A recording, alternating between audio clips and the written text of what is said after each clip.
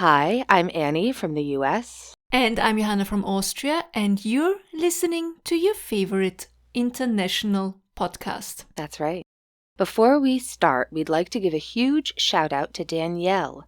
She wrote us a great and very informative email about the Halifax explosion. And she sent us a riveting reenactment, a link to this very riveting reenactment of the bravery of Vince Coleman, who we discuss in the episodes. But also, one of the things that she mentioned was a story that when I was researching the explosion, I saw the barest glimmer of this information. And I was like, oh, that's kind of supernatural. I'm going to circle back to that later. But then it ended up being this monster case that was 2 episodes long, and I didn't end up circling back to it. So this is fascinating. So essentially what it is the story of a window, and it's in the oldest church in Halifax, St. Paul's, which was founded in 1749, and I believe the actual building was built in 1750. And today, if you look at the windows on the church, in one of the windows you can see quite clearly the silhouette of a person. And this has now spawned all manner of urban legend. The most ridiculous is that when the massive explosion happened, the deacon at the time who was giving a sermon was decapitated by the blast, and his head flew through the window and in cartoon fashion left a perfect silhouette, like Bugs Bunny style, of the... I don't want to laugh, but... No, it's hilarious, obviously. I think we can rule that out. Not because there weren't injuries like that, because if you listened to that 2-part explanation about Halifax, yikes, there were injuries just like that and so much worse. That definitely could have happened, but I feel like that's just not how glass breaks. Like if a head goes through the window in profile, you're not going to get a perfect... Yeah. You know what I mean? Unless you're battling the Roadrunner. That's just not how things, generally speaking, work. Some people think it's not the deacon's head, but a soldier's head, because you can see a uniform in the silhouette. I have to admit, it does really look like a silhouette. It's not one of these things where it's like, well, a branch or something went through, the window just shattered and left behind remnants, and, it's totally explainable and just kind of looks like a person. But Johanna, what do you think? I sent you a picture of... Totally looks like a silhouette. Yeah, like really a silhouette. Like the hair, the eyebrow, the nose, the chin, the collar. I mean, you'll see. Yeah, it's fascinating. Some people think that this perfect silhouette is a permanent ghostly reminder of what happened because they replace the window and you can still see the silhouette.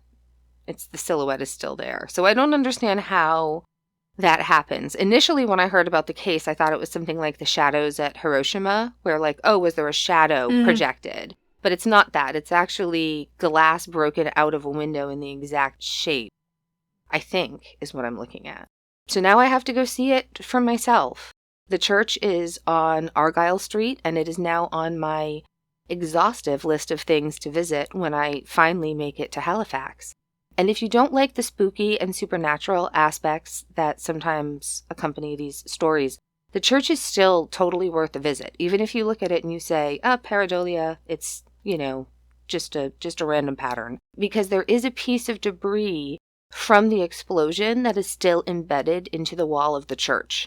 And there's a plaque pointing it out that says relic of the explosion, December 6, 1917, and there's like a metal rod embedded into the bricks of the church. Thanks, Danielle. Super interesting. Thank you. And now it's time to talk more about the most infamous American serial killer family, possible family, maybe family. Annie, could you give us a super quick recap for everybody who listened last week? Everyone who might need a quick refresher. Absolutely. And if you haven't yet listened to part 1, please stop listening to this episode and just go back and listen to that one first, because otherwise you're going to miss out on a lot of interesting stuff. The Bloody Benders were a seemingly ordinary family living in 1870s Kansas, running a small inn and general store along the Osage Trail. But behind their simple setup lurked dark secrets. We talked about the Benders' strange behavior, the rumors of travelers disappearing near their property, and the growing unease in the community. Things came to a head with the disappearance of Dr. William H. York, a respected physician whose influential family demanded answers. This led to a search of the Benders' abandoned inn, where the gruesome discovery of Dr. York's body, and several others, revealed a series of brutal murders. The Benders' methods were chillingly efficient, and the entire setup of the inn was part of a calculated plan to lure, kill, and rob their victims. By the end of Part 1, we left off with the search party uncovering the horrifying secrets hidden on the Bender property, and the community's rising anger as they realized the full extent of their crimes. But the biggest question remained: where were the Benders, and would they ever be brought to justice? As we told you last week, the search party reached the Benders' Inn and found a very unsettling scene. The property was completely abandoned, silent, eerie, and lifeless. Inside the cabin, it was clear that the family had left in a hurry. Personal belongings, tools, and even basic supplies were left behind, as if they had vanished overnight. What immediately struck the searchers, however, was the overpowering stench emanating from the house. The smell led them to a trapdoor in the main room, beneath the table where the guests would have sat for meals. When the men pried it open, they found a dark pit filled with congealed blood. It was clear this pit had been used to store bodies, at least temporarily. The searchers then turned their attention to the garden and orchard behind the house. They began digging and found several remains. First of all, the heavily decomposed body of Dr. William York, the very man whose disappearance had spurred the search. His skull had been crushed and his throat had been slit from ear to ear. The discovery cemented what many had feared. The Bender property wasn't just an inn, it was a killing ground. Bum, bum, bum. This next part is so gross. Yeah, because what we haven't mentioned yet is how they found most of the rather shallow graves. What they did was they used iron rods and rammed them into the soil, and when they pulled them out, well, first of all, if they felt something different, like they struck something, or when they pulled them out and then some different matter like flesh or bone or blood was on the rod, well, then they knew to dig. And they did dig, and the digging continued, and the bodies kept coming. And by the end of the first day, the search party had unearthed 7 more bodies, each one bearing the same horrific injuries, or even more injuries. A crushed skull, a slit throat, and there were others. There were like a crushed breastbone, how do you call that? Oh, sternum? The sternum, a crushed sternum, or twisted legs and feet. Horrible stuff. Mm-hmm. Among them were travelers who had been reported missing in the month prior. In total, at least 11 bodies were discovered on the property. Some estimates suggest the true number of victims could have been as high as 20, and that doesn't even include the bodies that were obviously never found. The Benders seem to have also disposed of victims in nearby creeks or other locations when burying them just wasn't practical for whatever reason. The search party's work revealed not just the scale of the crimes, but the cold and very calculated efficiency of the Benders' method. It wasn't a crime of passion or desperation. It was like a methodical operation designed to rob and kill as many people as possible with avoiding suspicion. Because I think it's pretty clear that the biggest motive for the killing spree was greed. Might not have been the only one, but I think it was the biggest motive. Yeah. The Benders targeted travelers who had appeared to be carrying money and or valuables, people who looked like they had something worth stealing. Many of their victims were heading west to start a new life, often bringing everything they owned with them. And by robbing and killing these travelers, the Benders could gain not just cash, but also all their possessions like jewelry, horses, weapons, wagons, all of which could be sold or used for their own purposes. You know, I was thinking about this the other night and thinking about like the ring we talked about. We're going to talk about that more in a minute, but I think because they had that store and they were a way stop I think that was handy because it would explain a lot of things, right? That's a good point. Like, oh, does this ring look familiar to you? Well, it might have belonged to somebody you know. We get people in all the time who need to trade a ring for a horse. We get people in all the time who need to trade, jewelry for food or this for that. So that would be a really plausible cover for having possessions they couldn't explain. I think most of the bodies they found were stripped of everything, so that supports the theory that it was their stuff they were after. But yeah, about the silver ring, perhaps they did overlook the ring in their rush to dispose of him? Because I was thinking maybe they couldn't get it off, but I doubt they would have been hesitant to just cut the finger off. I think so, right? Yeah. I think it was identifiable. I think it was too identifiable, and it wouldn't be someone that would make sense. I think most of their victims would have been people that it would have taken a long time for anyone to realize they were missing. And for the most part, they wouldn't have taken things that were super identifiable. And these might not have even been people that were local to the area. This was all part of the new frontier and people seeking to start their futures. So yeah, they really had just the perfect opportunity to kill and rob and steal in a way that just wouldn't have been possible in so many other places. And also they seem to specifically target travelers who were alone or traveling with children and whose absence wouldn't immediately raise an alarm.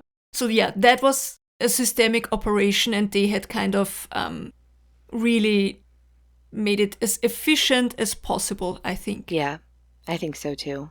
But, greed alone doesn't really explain everything, does it? Because the Benders don't just rob their victims, they kill them in a particularly violent, hands-on, brutal way.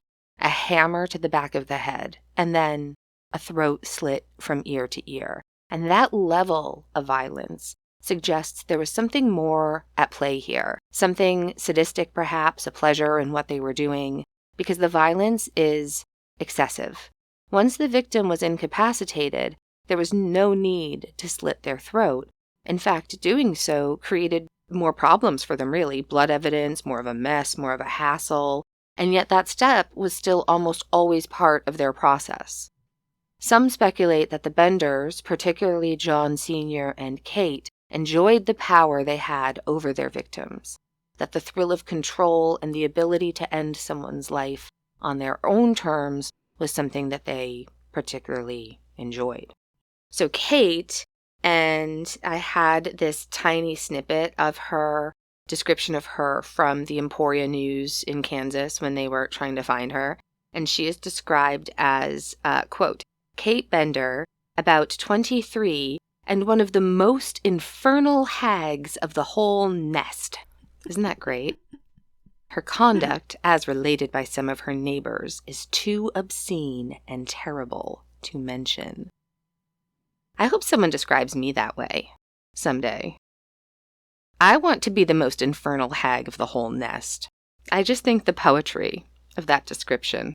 So Kate, the infernal hag, she is a self-proclaimed spiritualist. Some people have speculated that her role in the murders went beyond luring victims to the inn, and that her supposed psychic abilities and her outspoken views on free love may have given her a sense of superiority and invincibility. It's possible that she saw herself above the moral constraints of society and viewed her victims as little more than pawns in a larger plan. It's also worth considering that the entire family may have shared a sense of moral detachment. There's no evidence they felt any remorse for what they were doing. So, can we say that the Benders were driven by a combination of factors? Greed, thirst for power, perhaps even a twisted enjoyment of the act of murdering people itself? I don't know, whatever their motives, one thing is clear, they operated with a cold and calculated efficiency, as I said, and that allowed them to continue their crimes undetected for far too long, or it's one of the reasons why their crimes went on for so long. Mm-hmm. And greed might explain the why, but it doesn't lessen the horror of what they actually did. Of course it doesn't. The victims were people with lives, with families, with hopes, with big plans for their future, and it was all snuffed out because the Benders saw an opportunity to take what wasn't theirs. It's a family willing to dehumanize and destroy others for their own gain and enjoyment, possible. And I think all that darkness is what makes the Bloody Benders such a haunting chapter in American true crime, and I don't know, made their stories somewhat part of the Western lore, of the Wild West lore. Yeah. When news of the Bloody Benders' crimes broke, it spread like wildfire. The discovery of their victims and the sinister setup of their inn horrified people across Kansas and beyond. More than 3,000 people, including journalists from as far as New York City and Chicago, descended on the Bender property to see the site of atrocities for themselves. Souvenir hunters stripped the cabin bare, taking everything from furniture to the bricks lining the cellar and the stones from the well. And that's something we hear time and time again. Like the Lawson case, for example, where they even picked the raisins out of the cake. Yes, raisin souvenirs. And the people on Smutty Nose, they were taking the actual pieces of the house there. Yeah, like here. Yeah. So by the time it was all done, there was nothing left. Also no surprise that people were fascinated by the horrific murders, because we have newspaper articles titled like, quote, "Devilish Deeds, Fearful Holocaust and Diabolical Butchery in Southern Kansas, A Farm Planted with Corpses, 8 Bodies Already Discovered, 4 Persons Implicated, How a Family of Human Hyenas Preyed Upon the Passers-By." Extra, read all about it. Human hyenas. That was printed in the Weekly Democrat Forum and the Maryville Tribune Thursday, May 15th, 1873. Page 2. It wasn't even front page news. That's how wild the West was.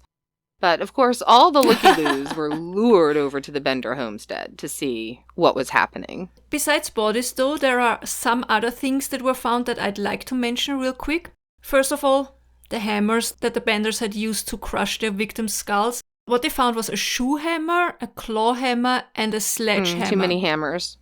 These were found during the search of the property. The sledgehammer in particular was heavy, obviously it's a sledgehammer, with a large metal head, perfect for delivering that single deathly blow. The shoe hammer and claw hammer, they were smaller, but they were also capable of inflicting serious injury. It's believed that the Benders kept these hammers hidden behind the canvas curtain at all times to use them when the timing was right, and then John Sr. and or John Jr. would step forward and strike the victim's skull, often aiming for the right side apparently, and the victims wouldn't even see it coming. By the way, today all 3 hammers are on display at the Cherry Whale Museum in Kansas. If anyone has been to this museum, please write to us and tell us about the hammers.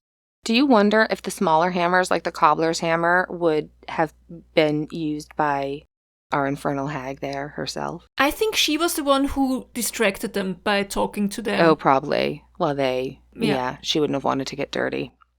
The other thing that was allegedly found was a Catholic prayer book. It seemed very ordinary at first, but when authorities examined it more closely, they found something that can be a little bit chilling if you read too much into it, because inside there were handwritten notes in German, and translated, the entries offered possibly a glimpse into the Benders' family lives and possibly their crimes. One entry read, Johanna Bender, born July 30th, 1848. Another referred to someone named John Gebhardt and noted his arrival in America on 1st of July, but no year. And then there were 2 very disturbing entries, phrased something like Big Slaughter Day on January 8th and Hell departed.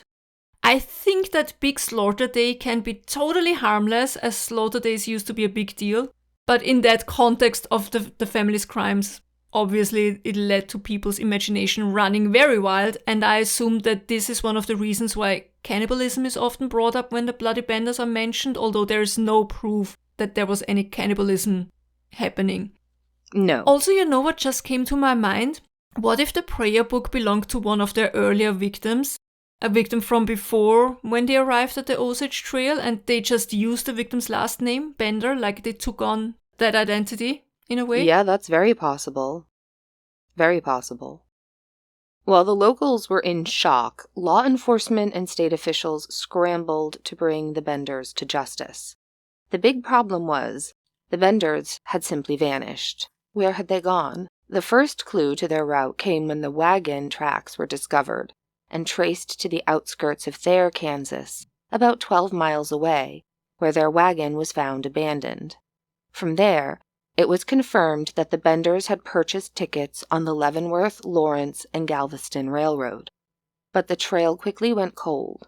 The vast open frontier worked in their favor. There were countless places to hide, and tracking fugitives in that terrain was no easy task, not even for an experienced private detective like Mr. Beers, who had been hired by the York family to find their son and brother William. This is an excerpt from a very long article in the Leavenworth Daily Commercial.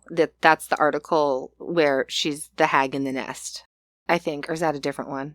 I think it's the same article. It was just I think so. Printed in several newspapers. Different articles. Yeah, exactly. So this one is from the Leavenworth Daily Commercial, Tuesday, May 13th, 1873, page 1. Quote, "As soon as the bodies were unearthed, Beers entered upon his search for the criminals. He found that the Benders were cooperating with a band of thieves, and just before he left Kansas had sworn out warrants for the arrests of 22 parties, many of them professedly farmers, holding claims in southern Kansas. Beers himself has assumed the difficult task of hunting down the 4 members of the Bender family. He succeeded in tracing them until they left the state, and then had an interview with the governor of Kansas, who authorized him to go ahead and hunt down the murderers regardless of expense. With this understanding, he started and arrived in St. Louis yesterday, having followed a clear trail to this place. The Benders left Kansas with about $10,000, and Bender thinks they have gone straight to the seaboard with the intention of hiding across the ocean. He will follow as fast as the trail can be picked up. Chief McDonough will render every assistance possible. Information has been received already of parties here who have told more about the murders than they ought to know as innocent people. Detective Beers says the people of southern Kansas are terribly excited over the discoveries, and it would be a difficult task to keep the Benders out of the hands of a mob if they should be taken back now.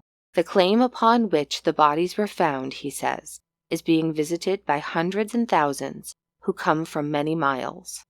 The lot was carefully and deeply plowed over before all of the bodies were found, and it is not known yet, but there may be other victims buried near the bloody home of the Benders. Beers is almost worn out with the terrible strain he has been under for 2 weeks, and when visited by the Times reporter, he was trying to recuperate a little. He will set to work this morning in full earnest." End quote. State Senator Alexander York offered a $1,000 reward for their capture, which was a fortune in 1873. Soon after, Kansas Governor Thomas A. Osborne doubled it, putting up a $2,000 reward for the arrest of all 4 family members, and together those rewards would be worth over $76,000 today. Also, the $10,000 that the Bender family left with is not too shabby. No. I even read in one source that in total, over time, the reward was raised to an unbelievable sum of $5,000. And if I use the historical inflation calculator correctly, then $5,000 in 1870 would be equivalent to approximately $120,000 to $140,000 today, depending on specific inflation rates. And that's definitely racehorse money. And wouldn't you know it, the big rewards seemed to work wonders, because the Oswego Independent printed the following on Saturday, May 17th, 1873 on page 2. Quote, "Capture of the Bender family. Dispatches have been received that the Bender family were captured Thursday night near Dallas, Texas. They were traced from Dallas by having purchased a tent in that town. They were found 20 miles from Dallas, camped near a stream. The young man was recognized while dipping water by his stiff little finger. It is claimed that policeman Newman of Fort Scott recognized the trail and captured the parties. They are looked for today by the Southern train." End quote. The only problem was this was not the Bender family. This was just one of several incidents where some other people were mistaken for the murderers, and then there was also some false news reports. The Benders stayed gone, and their whereabouts turned into one of the big, Wild West mysteries. Speculation and theories started to spread. It's possible the banders split up to make it harder to be identified, or they may have traveled together but obviously in disguise. It's also possible that the banders had people to help them, people willing to provide food, shelter, directions in exchange for money or because they were just loyal. The frontier was full of outlaws and opportunists, people who wouldn't ask questions if the price was right. And this theory is supported by the fact that the banders seem to have vanished without leaving a significant trail, suggesting they might have received help along the way. And then there are also more chilling theories. Some suggest that the banders didn't escape at all. There are accounts from locals claiming the banders were caught and killed by vigilantes, their bodies disposed of quietly to ensure they could never harm anyone again. Vigilante groups claimed they had caught and executed the family, but no evidence was ever produced. Some stories claimed they were shot, lynched, or even burned alive.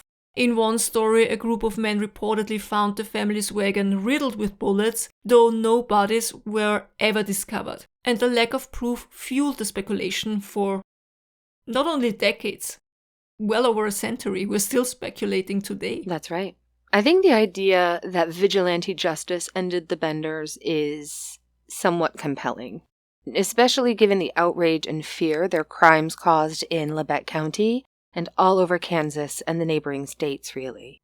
But without definitive proof, we're really only left with speculation. The benders could just as easily escaped to another part of the country, assumed new identities, and continued on with their lives. Or, more disturbingly, their crimes elsewhere.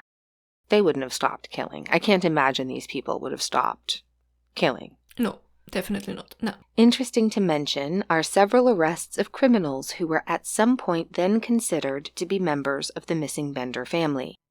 In 1884, a man resembling John Sr. was arrested in Montana for a murder committed near Idaho. The victim had been killed with a hammer, but the suspect escaped custody by severing his own foot, only to bleed to death. His body decomposed before identification could be made, leaving yet another unanswered question. That whole story is just a lot to unpack. Then, two women, Mrs. Elmira Monroe and Mrs. Sarah Eliza Davis, were arrested in 1889 in Michigan after being identified as Ma Bender and Kate. However, conflicting testimonies and weak evidence led to their release. To this day, many historians doubt their connection to the Benders. Isn't Ma Bender like a cool name, though? I mean, yeah. But can you imagine, like, you and, like, we're just walking, down the street, and all of a sudden we're arrested, and they're like, we think you're the mother and daughter who murdered these people. There was no photo ID. There's no DNA. No. There's no records of anything anywhere. Like, how terrifying. How many people were, like, arrested and killed accidentally because of mistaken identity, right? To this day, I think most historians doubt that there was any connection to the Benders for Elmira Monroe and Sarah Eliza Davis. Another story suggested that Kate was spotted running a brothel in Colorado. Now that makes more sense as a next step in her career. But again, the evidence was thin. Every lead seemed to end in a dead end, leaving the fate a mystery. And that is what makes the Benders' escape so haunting. We know what they did, and we know how they did it. But we don't know what became of them. Did they meet a violent end at the hands of a furious mob? Or did they simply vanish into the wilderness, leaving their crimes behind as they started fresh somewhere else? And due to the relentless media coverage of every little detail of the crime, a few survivors, or maybe survivors, eventually came forward telling a shocked and very horrified audience about their encounter with an almost certain death. Because obviously, and I'm being sarcastic here, what is more spine-chillingly entertaining than hearing from someone who escaped to tell the tale? I just want to say that we should absolutely take these eyewitness testimonies with a grain of salt, because there is simply no way of knowing if they were actually true, if they are exaggerating or completely made up by people who just wanted to insert themselves into the case. And we know this happens all the time. All the time. So, one such survivor story came from a man named William Pickering, who visited the inn but refused to sit near the canvas curtain. He claimed it was stained with something that looked like blood, and when he refused, Kate Bender threatened him with a knife and he fled the inn, which obviously saved his life. Another account comes from a Mrs. Fitz, who also noticed something strange while dining. She sensed muffled movements behind the canvas and she started to feel very uneasy. And again, before anything could happen, she fled, ignoring Kate's protests. And then there was a Catholic priest, Father Paul Ponciglione, and he reportedly saw one of the Bender men concealing a hammer, and again, he felt very uneasy, made an excuse to check on his horse, and he just simply left. And then there were two other men who visited the inn. I think sometimes they're referred to Mr. Wetzel and Mr. Gordon or something like this. Anyway, they came, I think they even came to talk to Kate because he had kind of problems with his face, like his face, one side of his face was paralyzed, something like this. Oh, yeah. And they wanted to talk to Kate because she said she had healing powers and they probably saw her ad in the newspaper. And they were invited to sit near the curtain, but they refused and they chose to stay at the main shop counter. And then again, Kate became very angry and she hurled insults at them. And then shortly after, the Bender man appeared from behind the curtain. Again, these two men felt very uneasy, sensed some danger, and they left. They escaped what would have been a very brutal death. The story of the Bloody Benders didn't end with the discovery of their crimes or even with their disappearance. In many ways, that's where it began, cementing their place as one of the most infamous families in American history. Their case left a lasting mark on Kansas and the nation as a whole. Well, first of all, there were the Benders' crimes, which were a reminder of the dangers that came with life on the frontier. It wasn't just the threat of harsh winter or the struggles of farming. It was the unsettling reality that the people you trusted to offer shelter and safety to might actually be hiding sinister intentions. The case exposed how isolation and a lack of strong law enforcement in remote areas could create the perfect environment for heinous crimes to go undetected. And of course, they did also become a symbol of the Wild West's darker side. They weren't outlaws like Jesse James or Billy the Kid robbing banks or trains. They were far more insidious. A family who blended into their community and preyed on innocent travelers. I mean, blended, more or less. I mean, yeah, you blend. It wasn't the romanticized chaos of gunslingers and sheriffs and all of that. These people were cold and calculating and evil. Like really, truly bad, bone-chillingly bad people. Bad. Yeah. Yeah, as you said, there's nothing that you can romanticize about. No. In that case. Nothing. Yeah. Over the years, their crimes have been retold in books, plays, and even films. Their methods, their escape, and the unanswered question about their fate have made them a rich source of inspiration for storytellers. And in folklore, the Benders have taken on a mythic quality. They've been compared to vampires feeding on the lifeblood of their victims, or witches luring unsuspecting travelers to their doom. Some accounts have embellished the story, suggesting the Benders were cannibals. Still, these exaggerated tales have only deepened their infamy. The story of the Bloody Benders didn't just fade away after their escape. Over the years, it became part of Kansas folklore, with their crimes and mysterious disappearance taking on an almost mythical quality. Yeah, definitely. So the Bender case is definitely often mentioned alongside other frontier legends. The legacy of the Bloody Benders has become part of modern tourism in Kansas also to some minor degree. We mentioned it before in Cherryvale, near where the Benders' property once stood. There's not only a museum, there are also historical markers that commemorate the site of their crimes, commemorate the victims. The cabin, as we said, was dismantled by the looky-loos and the souvenir hunters, but the area is still a point of curiosity for true crime enthusiasts and history buffs and the people who overlaps in those interests. There have also been reenactments and storytelling events centered around the Benders, and these performances dramatize their crimes and the community's eventual discovery of the victims. And we know there's always a discussion to be had. Like, some see these reenactments as a way to educate and preserve history. Others, on the other side, argue that there is the risk of sensationalizing the tragedy and, focusing more on the killers and making them kind of infamous and not speaking enough about their victims. Right.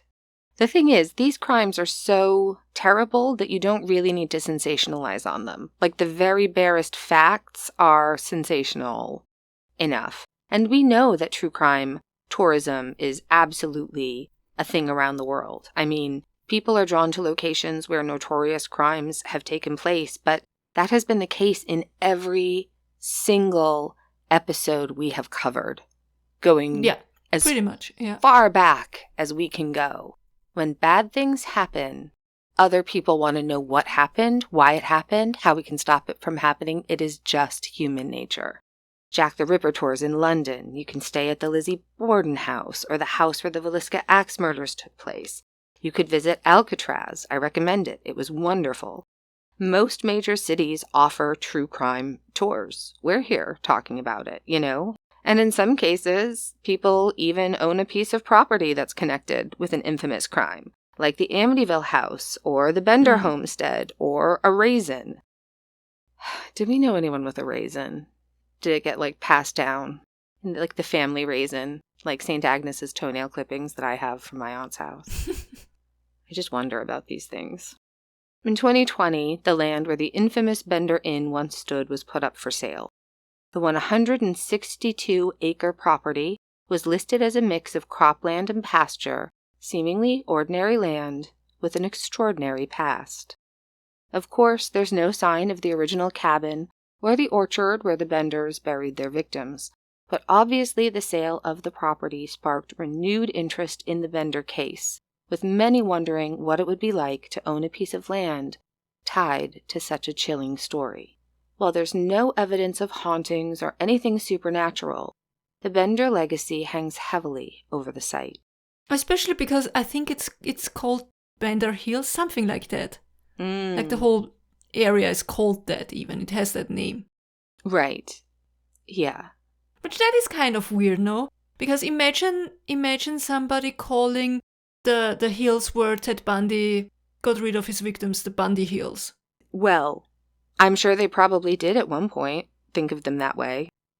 Yeah, but that's the official name, apparently. 100% agree that that's a problem. 100% agree. It's terrible that the Benders are the ones that we remember, and not the people like Dr. York that were murdered. And apparently, though, this is interesting. So the connection to the Bloody Benders is indeed the reason that the new owner bought the property. In 2021, the land was bought by a man named Bob Miller, a financial advisor from Independence, Kansas. But he didn't buy the land to farm it or develop it. He bought it because he's fascinated by the history and he's hoping to uncover some long-lost answers. Miller's goal is to figure out exactly where the Bender cabin once stood, and we told you the original cabin was torn apart by souvenir hunters back in the 1870s, and over time, people have just lost track of its location. Miller said he's always loved history, and he hopes to work with archaeologists to pinpoint the cabin's exact spot. It's such an interesting reason to buy land, isn't it? Most people, I feel like, would probably try to avoid a place tied to such a horrific story, but he seems genuinely curious. He's not interested in the dark glamour of the Benders' crimes. He just wants to better understand what actually happened there, and maybe even give some closure to their victims' stories, for their ancestors at least. Yeah, and I mean, it shows how much this case still fascinates people to this day, and it shows that there are more weirdos like us out there, and it's this mix of history, mystery, horror. It's a mix that you and I know most of our listeners very much appreciate, and Miller's effort shows how much we're still drawn to these kind of stories and how much we want to know more about them and uncover what's still there to uncover. Even 150 years later, I mean, even 5,000 years later, I mean, think of the murder of Ötzi, the Iceman. We're still fascinated by that. Absolutely. I mean, there's no statute of limitation on murder, and there's no time. It doesn't matter how much time passes, it's still interesting. It's permanent, you know? I just think maybe Miller's work on the property is going to give us some new insights, and I'm really looking forward to see if he finds anything. Do you think there's even the most remote chance that they could find more bodies today? I don't think so. I think they looked pretty much. To close out this episode, we of course want to leave you with some of the information that we have about the victims.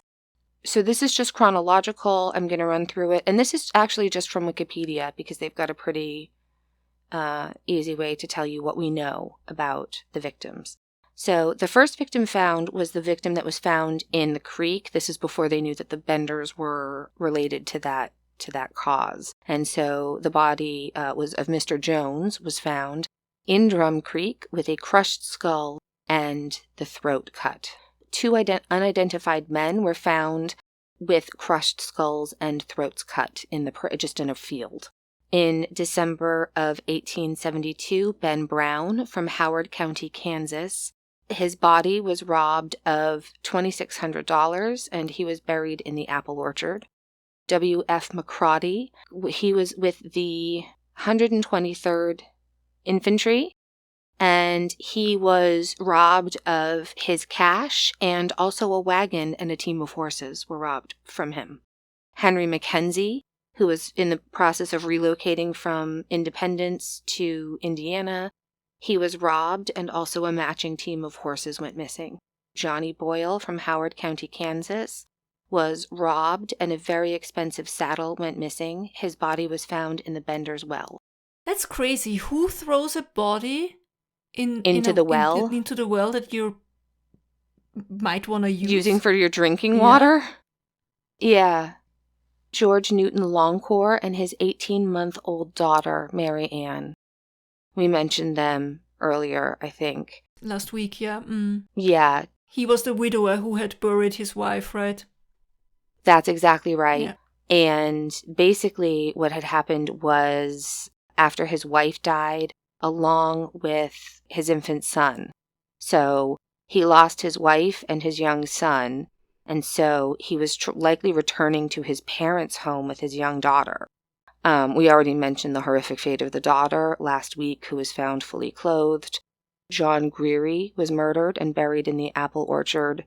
Also, Red Smith was murdered and buried in the apple orchard. Also, Abigail Roberts was buried in the apple orchard. Various body parts not belonging to any of the other victims are found and are believed to belong to at least 3 other individuals. So, during the search, they found the bodies of 4 unidentified men found in Drum Creek and around Drum Creek. So, in addition to the first man, so obviously we know that the creek was another dumping ground for them. And there were probably dozens of other dumping grounds that were never discovered, really. I mean, the implications are horrific. We know they've been to Illinois before they came to Kansas, so who knows what they did there? And before that. All the men had crushed skulls and cut throats. One of them is believed to possibly be Jack Bogart, whose horse was purchased from a friend of the Benders after he went missing in 1872. Then we have May 1873, Dr. William York, $2,000 missing, and his body was found in the apple orchard. And so they're basing their guess on how many of these people were murdered based on the parts that were found and the victims that have been found. So all we know for sure is that there were at least 20 victims. And it's sad because, with the exception of Dr. York and Mackenzie, who were both buried in Independence, the father-daughter who were buried in Montgomery County, and Mr. McCrawdy, who was buried in Kansas, but the rest of the bodies weren't claimed, and so they were reburied at the base of a small hill, now known as what you were saying before, the Bender's Mounds.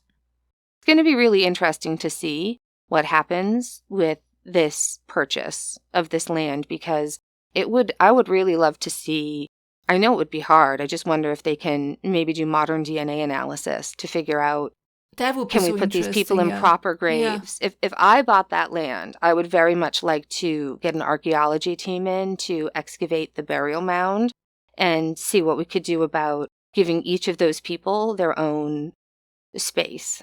Yeah, the Bloody Benders, they're terrible. Yeah, you can say that. They're horrible. What do you think happened? Do you think Vigilantes got them? I'd like to think that Vigilantes got them, only because no one got them. I am positive they went on and killed more people. There's no question in my mind that 100%. anyone in Yeah. that family would have murdered anyone just for the slightest inconvenience. They murdered children, they murdered animals, there was nothing they wouldn't do to further themselves, just the worst of the worst. I hope it was a vigilante group and not that they just got away and managed to keep it quiet after that. I really doubt that they were a family. I doubt that they were a family too. And I think if they had gone to a very, very large city, they could have disappeared. Yeah, definitely. All right, you have something good? Do you want to? I feel like I've been talking a lot. My something good is that all my Christmas lights are up. And I'm slowly but steadily working my way through my to-do list of all the things I need to get done before my husband comes home mid of December for the Christmas vacation. So yeah, that's my something good. I keep going. Every day I keep going. Keep going. It's all we can do, right? Yeah. And, keep cool and hope for the best. Yes. Keep cool and hope for the best. What's yours? Well, so this is going to be released the day after Thanksgiving. And so I'm not even thinking about Christmas lights yet. I'm still in full-blown Thanksgiving panic. I had such a nice weekend seeing friends I haven't seen in way, way, way, way, way too long this past weekend. So that was really nice just to have some downtime and see some people that I really haven't seen in years, people I love very much. So that was awesome. And now I am in full-blown prep because I'm hosting here. I'm thankful for restaurants that let you do takeout for Thanksgiving because I love hosting but could not have handled it on my own. And I'm just very thankful for you, Johanna, for our show. Aww. I'm so thankful for this wonderful community that we've sort of created and found and discovered and cultivated, and I'm so thankful for my family and friends, truly, and I just hope that all of our American hellions had a really nice Thanksgiving. Today is Black Friday, so have fun scoring some deals. You know, if you're out and about, the holidays are starting to ramp up, so just remember to be nice to the people waiting your table, to the people ringing you up behind the register, pouring your drinks, driving you around in their Ubers or cabs. Just be nice to everybody, all the nurses, police officers, everyone who's stuck working on the holiday and isn't going to get to spend time with their family. Huge shout out to all of the truck drivers. I know we've got quite a few truck drivers that listen to us, and I love that. We love you. Stay safe, please. And if you are away from your family this holiday, you at least have the two of us to keep you company on demand whenever you need it. So, thank you. Happy belated Thanksgiving to all of our U.S. hellions. Yeah. If you liked this episode or any of our episodes, please, I should rewrite that Please, Please, Please song by Sabrina Carpenter and make it about leaving us reviews. Maybe I'll work on that. But yeah, it really does help. It helps us to keep going. This is hard sometimes, and it's more work than you think it is. But we love it, and so we keep going. We're happy to keep doing it. But your reviews really do mean so much to us, and we are so grateful to everyone who has chipped in to our Patreon to help us not be in debt doing the show anymore. It's really, really great that your donations now pay for our newspaper subscriptions and our newspaper archives and web hosting and Microsoft Word, all kinds of silly things y'all don't even think that you're going to need to use before you start a podcast. That's true.